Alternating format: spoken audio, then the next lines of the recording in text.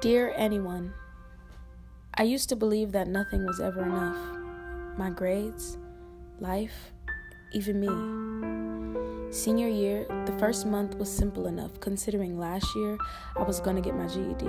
Plus, I had loads of free periods. But by the third month, I was meeting a college counselor. In that room, I learned I didn't have the grades to get into the classic Ivy Leagues. The weight of the situation felt like endlessly raking 10,000 falling leaves. The fifth month had come, and some of my friends had already gotten their acceptance letters. Still, I waited. My teacher told me I was failing her class and I would have to redo it online. And eventually, I was taking all my classes online. I knew I wasn't the most engaged student, and I probably wouldn't end up being valedictorian or something, but dropping out looked like my best option. Around the same time, my acceptance and rejection letters started to roll in. I got into 3 schools, none of which I would be able to afford, nor were they classics. It seemed like the earth had decided then, of all times, to crack underneath me. I thought of a girl who isn't me and how she would deal with the falling leaves.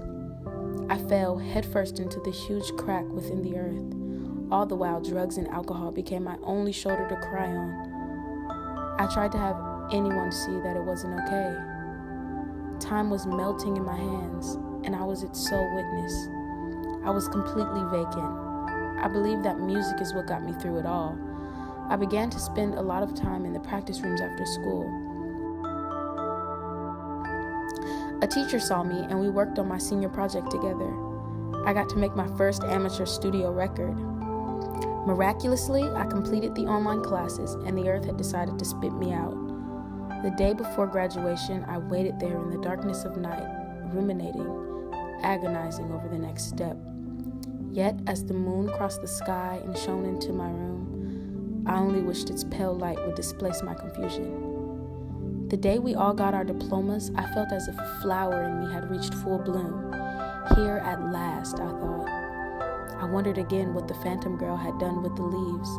I wondered if she ever got to meet the stage and meet the diploma. Statistics say every year over 1.2 million students drop out of high school in the United States alone. That's about a student every 26 seconds, or 7,000 a day. About 25% of high school freshmen are at risk of failure to graduate from high school on time. Today, I'm heading out to the new student orientation at my university here in California. Sometimes on my visits home, I walk past the old school and it all seems like a vague memory. Yet it lingers.